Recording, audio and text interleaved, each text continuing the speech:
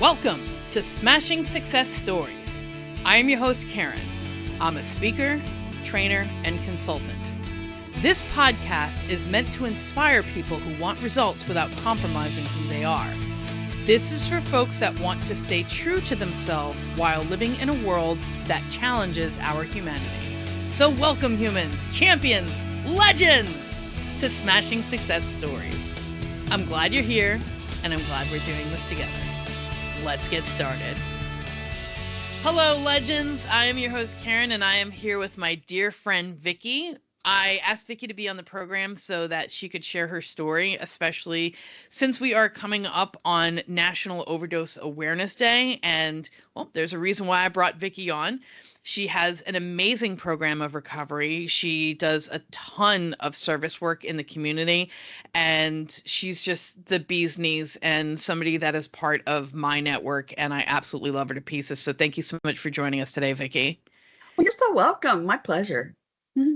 So let's go ahead and jump right in. Would you be willing to share your story? Yes, of course, I will. I have a recovery date. I got clean on March 31st, 2001. But before that, I was a mess. I grew up I was born to a teenage mom, and my father was several years older than her. So let's see. I grew up in an unhealthy home, really. My mother was withdrawn and sort of angry. And my father was he was sexually abusive. So I will call myself an incest survivor. Mm-hmm. I don't recall all the details of that, but I believe that's a power greater than me taking care of me in that regard. I believe that I'm just going to call mine God. I think that God reveals things to us in sprinkles because the downpour might kill us, So Oh, uh, I I love really, that. and that is my truth. I know enough to know it happened, but I don't really need to know every little thing. I do have a brother and sister. They are twins. And so we all grew up in this home where our parents argued, and my mom was like a serial cheater. And my dad would drive us around at night in the car looking for her. And yeah, but I mean, I do know we know our parents loved us, but we knew it, but we just couldn't tell. Sure. They said it, but we couldn't really feel it, is the thing. Yeah. And so when I was 14 years old, my father was tragically killed in a car accident. He was 40 years old, and my brother was with him. He laid down on top of my brother, and my brother survived that. So he was out of the home, and I had my first taste of any kind of drug ever on that day. They shot me up with I don't even know what it was, but it sure felt good. Probably some sort of a benzo or whatever. And so my mom moved the family down here to Florida, and life began as a single mom for her and for the oldest child and the wild one of the clan for me. Yeah. Mm-hmm. I had fake IDs. I went into bars and things like that. A little bitty thing, tiny person, big boobs. The thing, the Yes. situation. And Uh-huh. it became very easy for me to get the things I wanted. I started to take pills. We started with Quaaludes. You probably don't remember those. You're probably too young. Oh, I remember them. You remember them? Yeah. Women Yeah. I'm Gen 714. X. Yeah. They were Child of the so 80s, good. of course. They were so good. And as the years went on, my progression set in that more and more and more. Of course. I needed more drugs. I needed Yeah. more people, more men to take hostage of. What I do know, looking back now, is that I punished every man I came in contact with for the stuff my dad did to me. Sure. Yeah. Everyone. And I didn't know I was doing it, but I did assume a victim-like role in my life. And I just like resided there for like 25 years. Yeah. I became addicted to prescription opiates because for me, I just wasn't with the streets. I mean, I got Mm, there, but in the beginning, that's not what it was. right. I loved prescription pills. I dated people who could get those. I dated men. I dated women. I didn't know who I was, but I knew it wasn't healthy. I knew that Right. my family couldn't deal with me. I knew that when I walked into a family function, several people would grab their purse. I remember I got married. Oh, I got married and I had two kids with my first husband, two boys, two handsome, Mm-hmm. strong boys now. And then I divorced from him. And in the throes of my addiction, I met someone else Mm-hmm. and married him too after we had a daughter together. Yeah. My daughter was 15 months old when we got married. And boy, that was a relatively fast spiral into more drugs. Sure.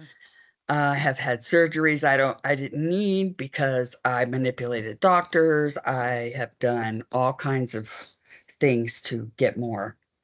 Yeah, I owned a house and a couple cars and all of those things. And I was going to say I lost that, but to say you lost something implies you don't know where it went. So I didn't lose them, but I essentially gave them away to my addiction. So Such a great way to put it. Yeah. I just gave everything away and moved over here to another area where I am and began renting rooms. And I had my little daughter, and my life was completely unmanageable. Yeah. Interior unmanageability. There's two kinds. There's the inside and the outside. Mm-hmm. So the outside unmanageability is the kind that everyone else can see. You're in jail, you lost your job, your kids got taken away. And then there's the kind that no one can see, but only you can feel. Mm-hmm. And that's what got me to get clean and change. Yeah. I was a constant stream of thoughts of you're no good, you're a piece of shit, you should have done this, you could have done that, you'll never do this, you'll always do that. And those types of thoughts. What I know is we think, feel, and then act. The thinking is skewed because addiction is about self centered fear. Self centered fear for me is I'm either afraid I'm not going to get something, or I get something and I am afraid I'm going to lose it. So I just choke it to death. you know, eh, and so self centered fear, I'm afraid for self. I'm afraid because of self. You're not doing right because of self, those kinds of things. And just a slave to that. Yeah. And at the end of the day, I was homeless. The rental went. The guy that Mm. I was married to went to jail, and he was my main supply. So it was either shit or get off the pot. Yeah. Fine. Yeah. And I called a number that I had saved only because it was on a pink piece of paper, Mm-hmm. favorite color. Mm-hmm. I saved that little post-it in my wallet, way down, crushed in the back, and it was the number of a lady that I had met at a 12-step meeting. And there were no more institutions. I've already Mm-hmm. done all of that. Mm-hmm. I had a house full of stuff, nowhere to put it, no way to put it there. So I called this lady, and she invited me to a meeting. I remember saying to her, and she gave me the helpline to another fellowship, another 12-step fellowship, Sure. and said Yeah. they had meeting. So I Yeah. called there, and the guy answered the phone, and how can I help you? And I said, well, I don't know. What do you have? you know, got to find the quickest. Iconic. He said, what do you want to do about your problem? How can we help? Yeah. And I said, what do you got? And he said, a meeting. And I was like, what else? He Right. said, that's it. He said, that's basically it. Lots of love, lots of support, blah, blah, blah. Yeah. So I went. I didn't, I had wrecked my husband's car. So, and he was in jail. So it was like, I had to walk. So that's what I did. I walked down the street. It wasn't far.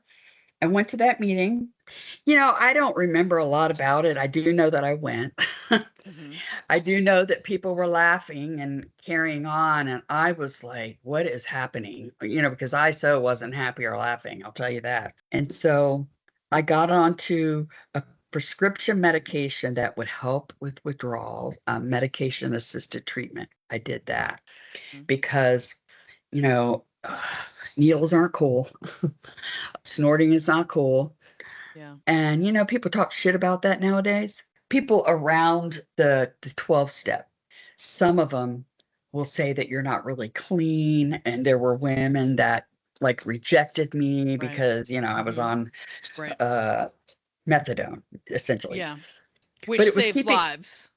which I was going to say, which kept me from killing myself, like Yeah. very And also well. keeps people from going into shock from the withdrawal. Exactly. Exactly. And it's keeping me off the street. It's keeping me out of trap Mm-hmm. houses. It's keeping me out of Yeah. dirty.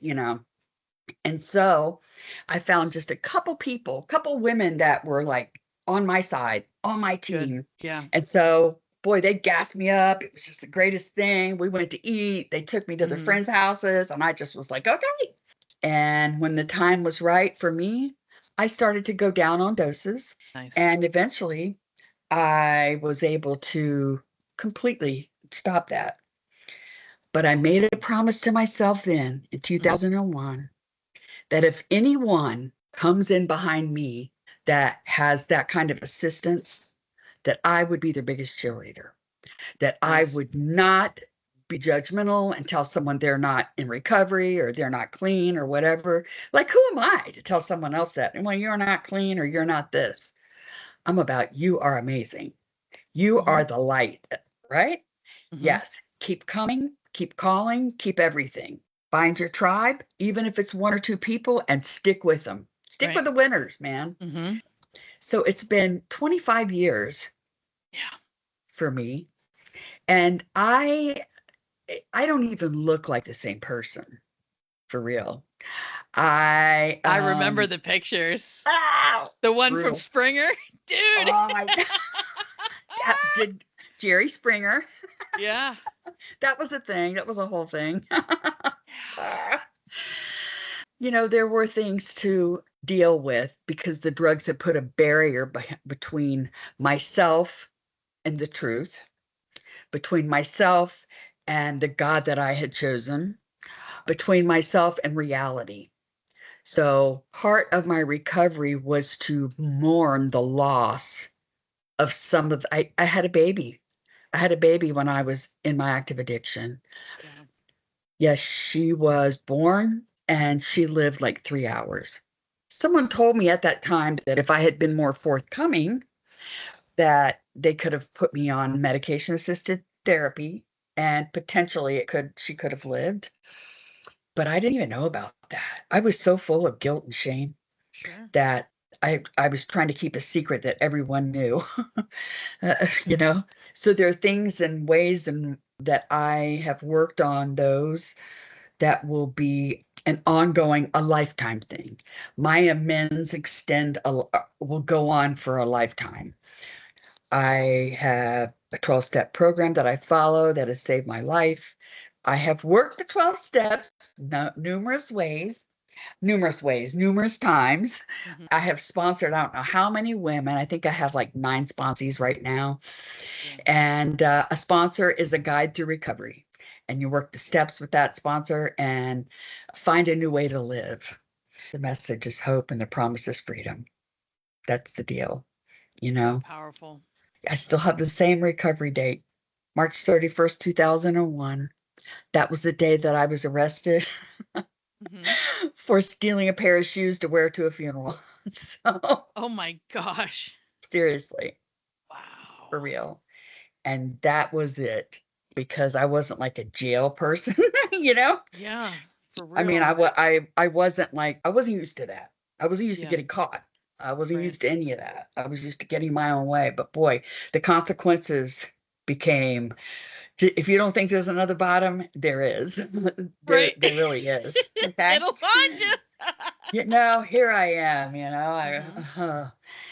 and so my life's work has become recovery, carrying a message of hope. If you're breathing, there's hope for you to get in recovery. I believe that everyone is recovering from something. Oh my gosh. Everyone. How many times in the rooms do we hear people say, I wish everybody had some kind of program that they work. This is effective for everybody. It is. And they're absolutely right.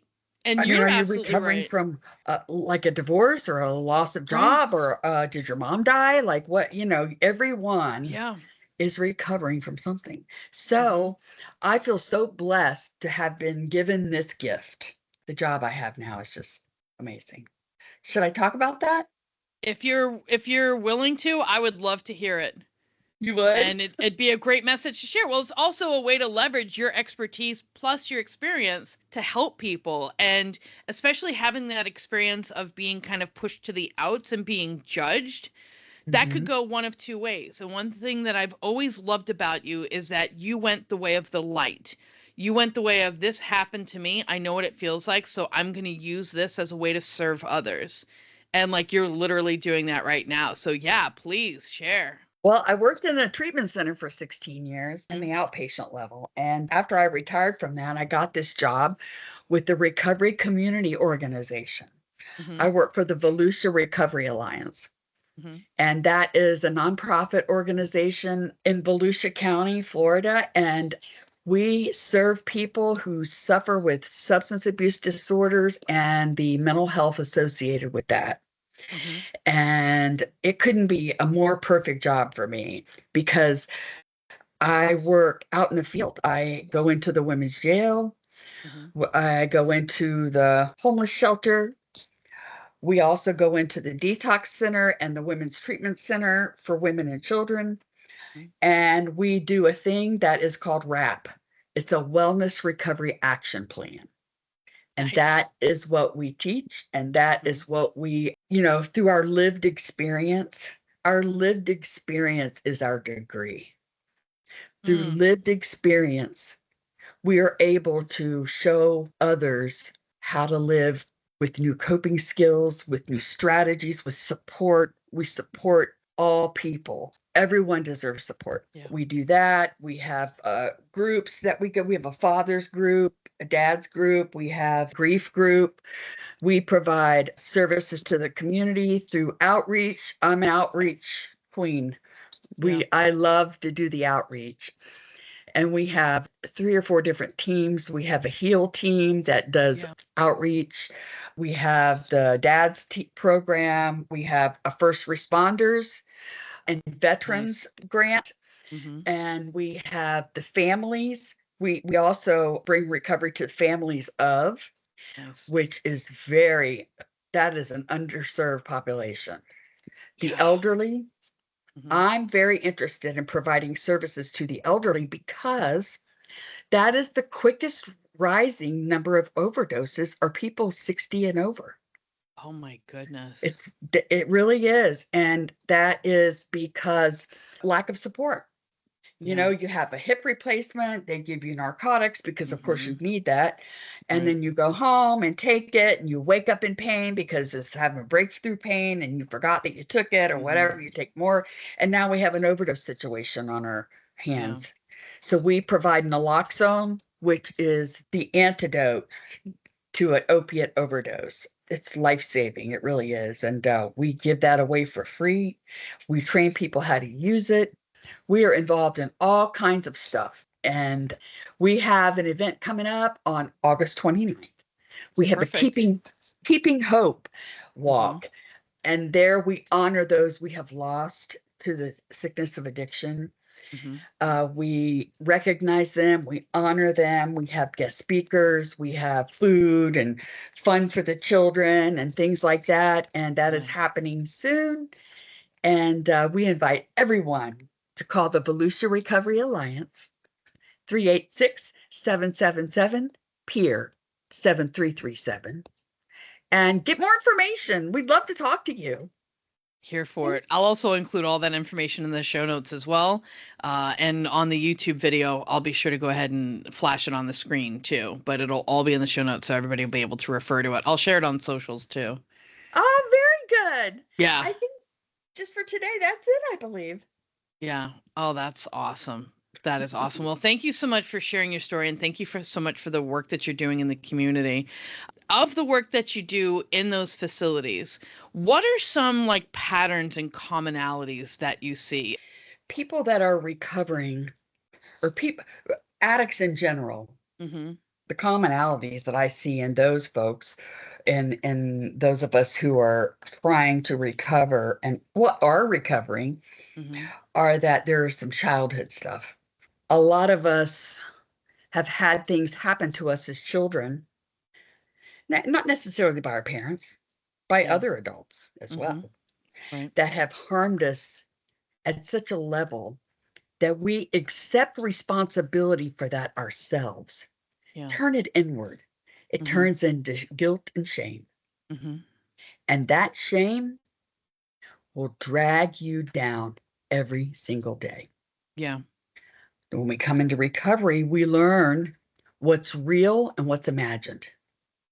What Right. is real guilt for something you've actually done? Yeah. And what is the imaginary guilt you hold because someone else did something to you? Right. And that guilt and shame, that is for both sides. The family feels guilty because they Yeah. feel like they haven't done enough. The family has shame because you're in the news, Mhm. whatever, Right. The family is severely affected because you were absent and they need to eat. The parents feel like they did a terrible job, even if they didn't. So it's a feelings disease. And oddly enough, after being in recovery for a while, my feelings are the way in which my God reveals itself to me all the time. Ooh, speak on that. They become the most trustworthy tool you have. Mhm. So for years, I dodged, I did everything I could to get between myself and my feelings. And now I've learned to welcome my feelings. Mm. They are the guiding light to what I need to do and what I need to not do. Mhm. you know and I'm not saying that all my feelings are awesome or whatever. They're not, but they Mhm. are always the guiding light for me, always. And Yeah. I can't think it up myself.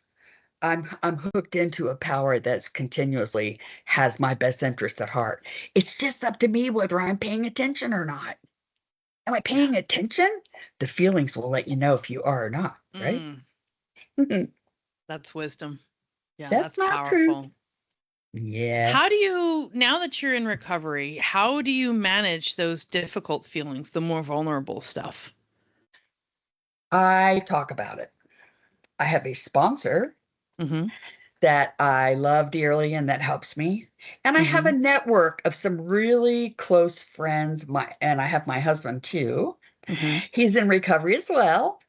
And he's like my co-sponsor. Same, vice versa. On a bad day we'll sponsor each other. Doesn't work good. Oh, you just can't escape the work, the two of you both being in the actual career too.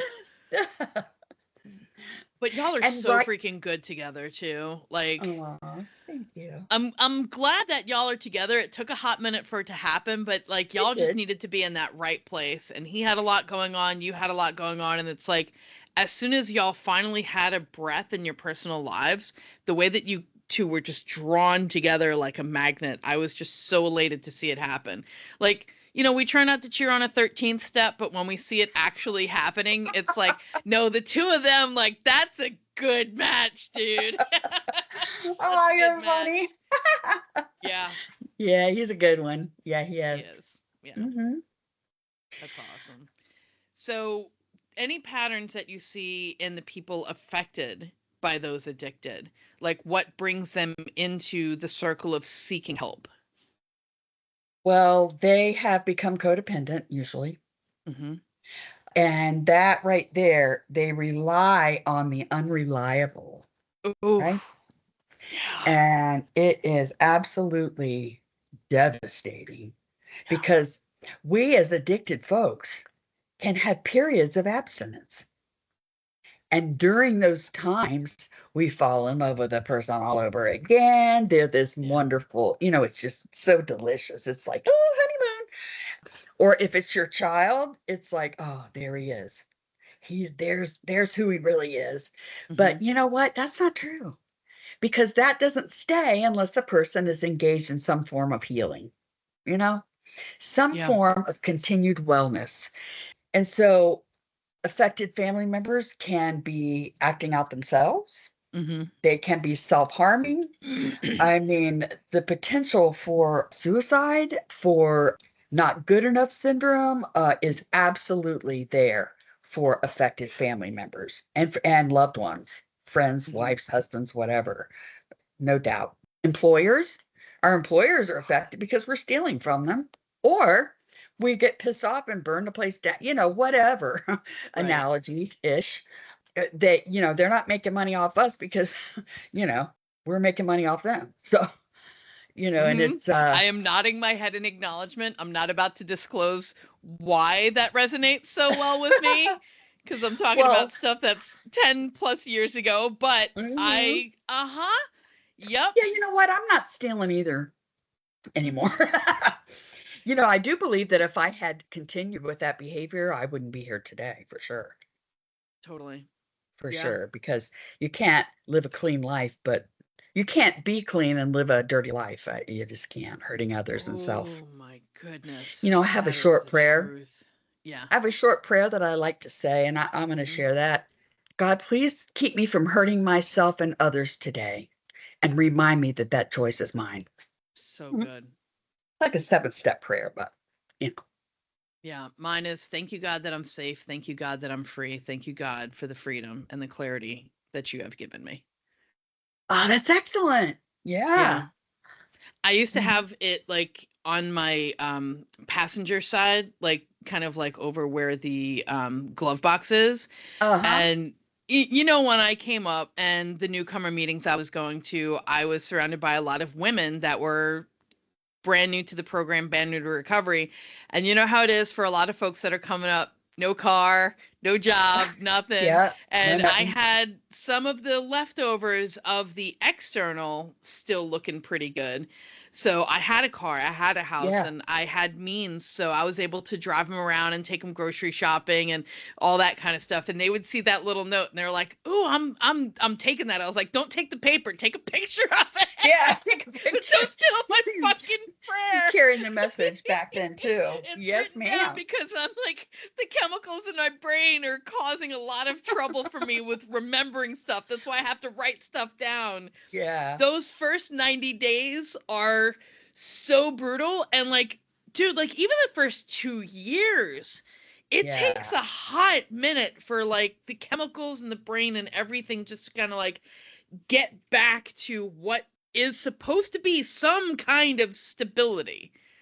Oh, you are so right. And that's why it's so important to have support. Yeah. Support that people have been where you are and now they're where you want to be, right? Yeah. It's so critical. Can't do it alone. Nope. I really Can't do it alone. appreciate what you shared about the folks that are affected by those either actively using or in the program about that codependency, right? Because that's Mm, another part that's huge when it comes to active addiction is codependency and escapism. And to your point about how everybody could benefit from a program of recovery that also includes people that want to see others get clean. I see it all the time in local groups where I'm part of all these women empowerment groups and they're just like, how can I get this person to stop doing this?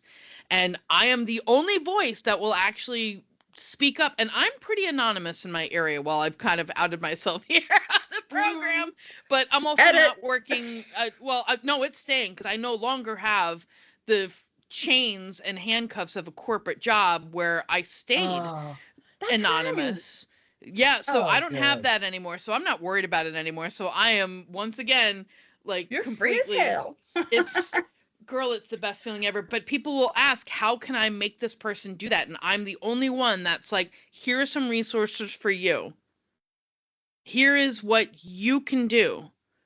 And I'm not going to say it to them on a post or in a meetup or anything like that. I'm Yeah. not going to tell them your job is focusing on you.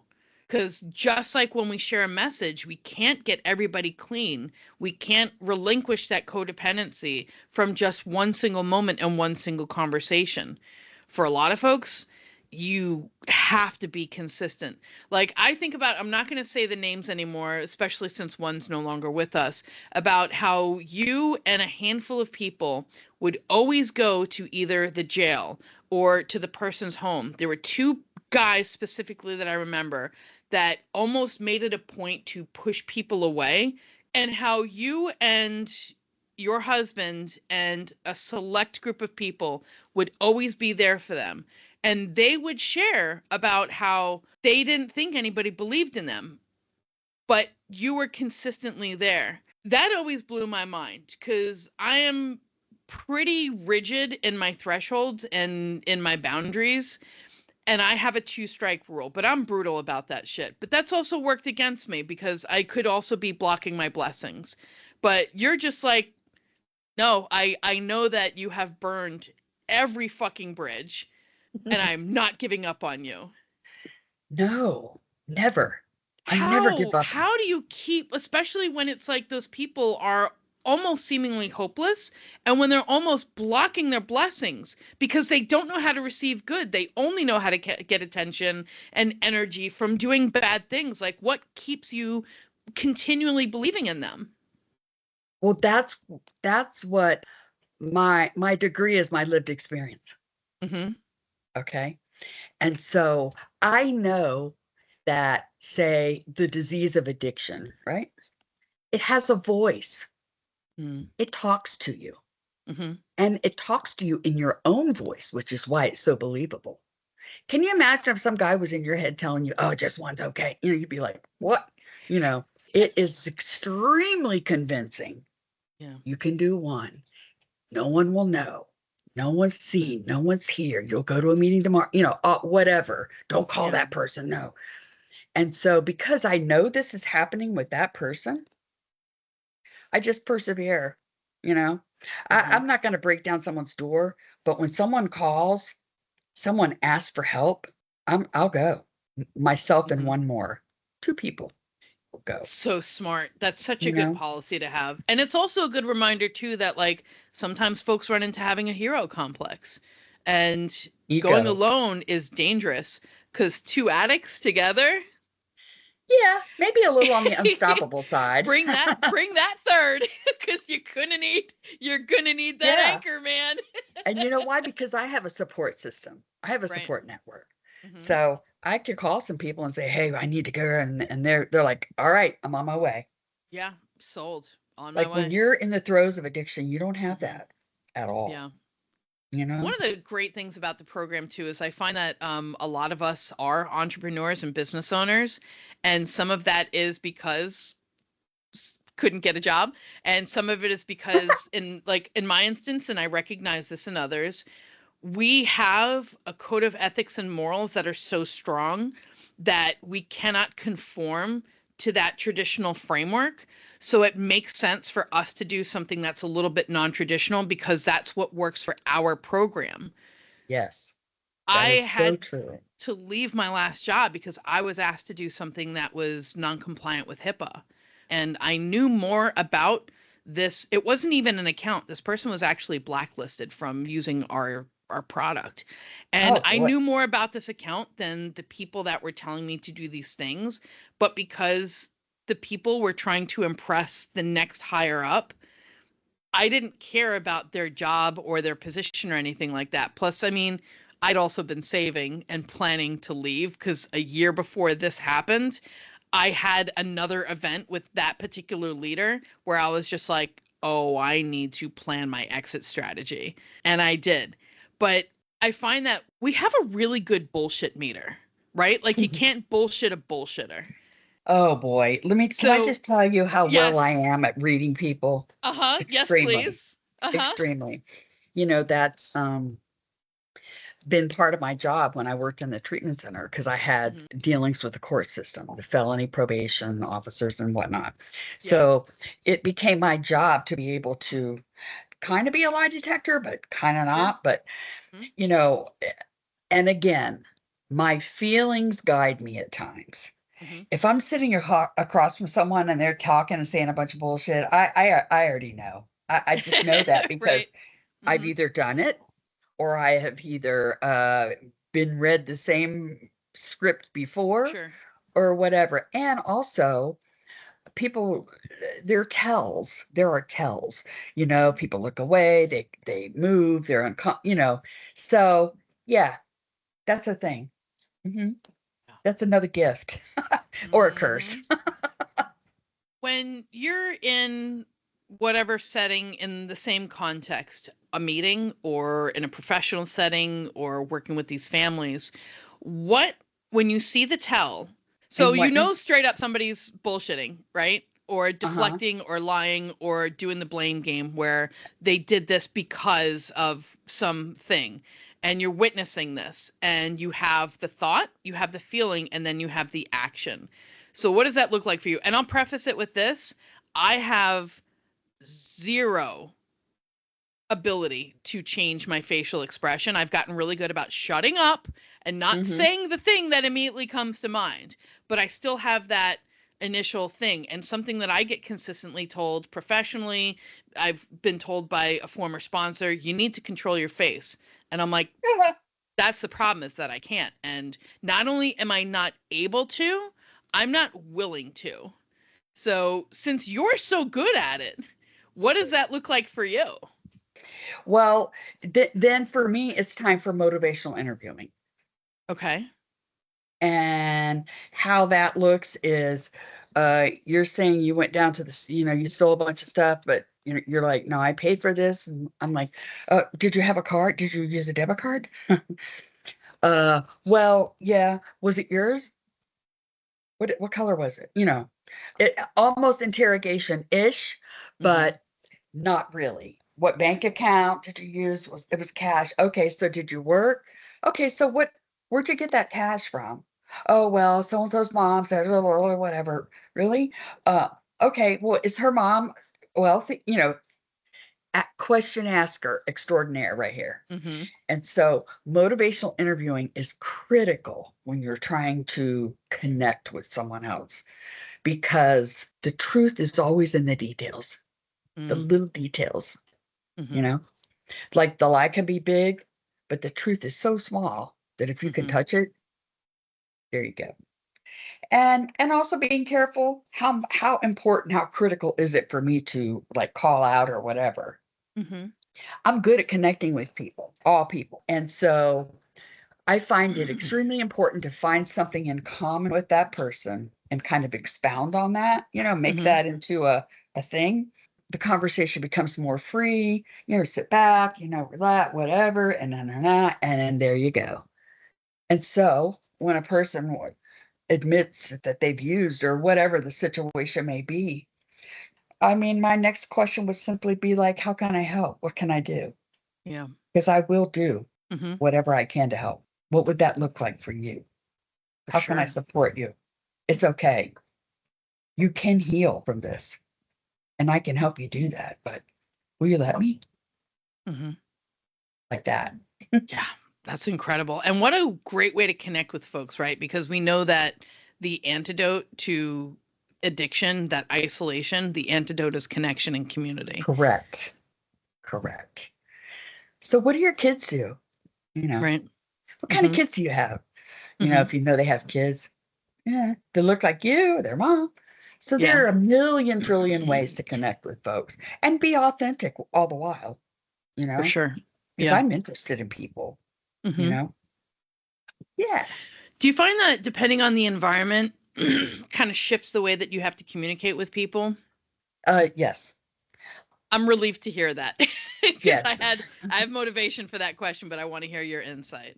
Yes. I'm not going to go into the jail and talk to someone about what they're having for dinner. Hmm. I Right. am not going, be in, I don't know, a treatment center or wherever I am, the homeless shelter. I'm not going to ask them about like their bedding. Right. I'm just not going to. You have to read the room and Hmm. the atmosphere, the area in which you're at. I am going to ask them, did they take the medication they were supposed to? Something like that, that would go Yeah. along with their wellness plan. That's an appropriate question if I am in the jail and I want to connect with someone, I would simply ask them something that they are interested in, that they've revealed, oh, your name is spelled so differently. Who? There's an Sure. opportunity, right? Right. Yeah. Yeah. Yep. That's important. And something that I'm working on is I am finding that we are becoming more disconnected. Mm.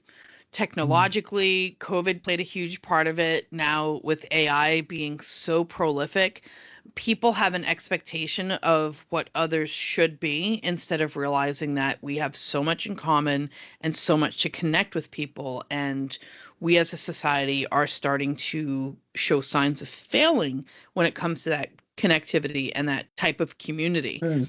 And people see things as zero sum, and that's it. Hearing you talk about it's important, one, to find something in common, two, to read the room and understand the context, because that gives us keys and clues about how to communicate with people.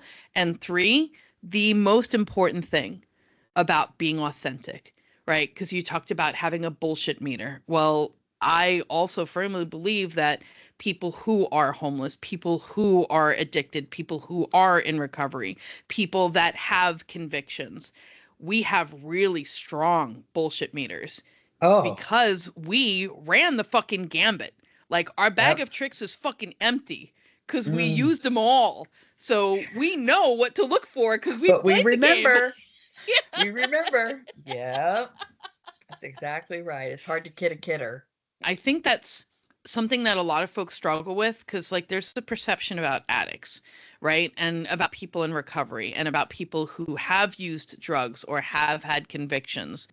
Like, I was Yeah. sent to the men's prison because when I was working in public services, none of the men on staff were comfortable enough going inside the men's prison. So I was delegated that responsibility. And I was like, if they wouldn't even delegated it to me, I would have asked because I feel comfortable inside of prison, especially since I was working on like anti-recidivism program and helping Yeah. re-entering citizens get Reentry. reentry. And that's the thing is like these people know they're coming out. So how do we support folks that we want to be productive members of society if we're viewing them with a very specific lens of being othered and being bad?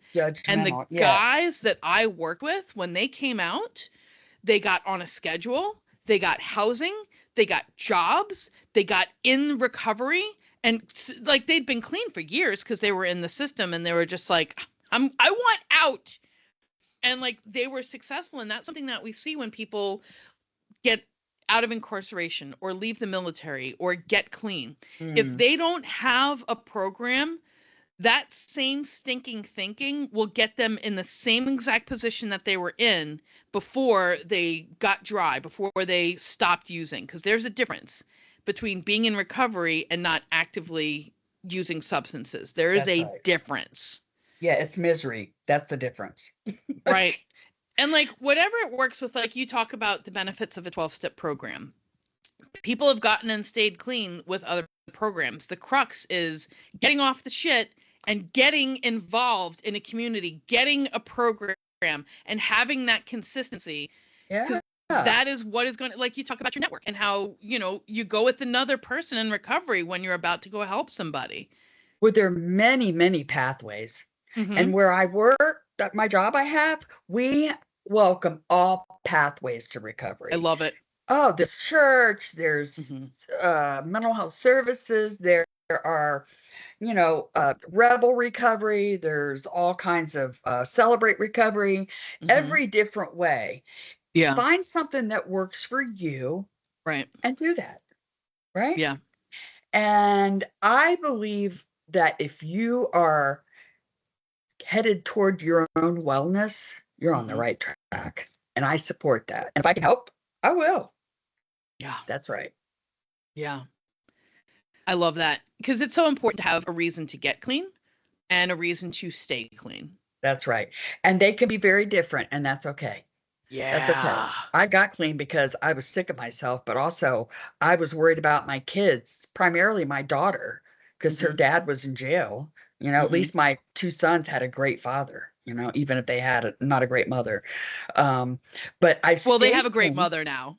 They do. They know it too. Yeah, I love that. I love how often they come to see you and that y'all just have the best time together. And like Yeah, the we love is do. clearly there. And same with your daughter. Like it's Yeah, so obvious. She's such a fucking rock star, dude. She's so cool. she She's so is. cool, man. She is, and she has better recovery than me. Just how an addiction can go down into everyone and everything you know, recovery does the same thing. I did not give my daughter principles and instructions, but because I was living it and she was living with me, she is an excellent communicator. She is a boundary setter. She is an advocator. She is kind and loving and sweet and helpful, but she will not compromise her own principles at all, Sir, ever. good for her. That's awesome. I want to be mindful of your time. Can I ask you one question from my list? Yes. Okay, perfect. In whatever context of life, you can pick whatever context, or if you find that the answer is all the same, what is your definition of success? What does success look like for you? Oh, that is a good question. Success to me is when I am in a place of peace, humility, and health, and in service to others. That would be it for me. That's That's my incredible. I love success. that. I love that. And what I really appreciate about that is a message that can be communicated to everybody. Everybody could benefit from that. If I'm every bit of self-esteem and self-worth that I Hmm. gained in my early recovery and on still today, I Yeah. have received behind helping someone who asked for it, that someone that couldn't help me. The people that can't help me the most. Yeah. They help me the most. People with the littlest have the most to give. It's really true. Yeah. If only more people would actually do that instead of looking down on others. I But know.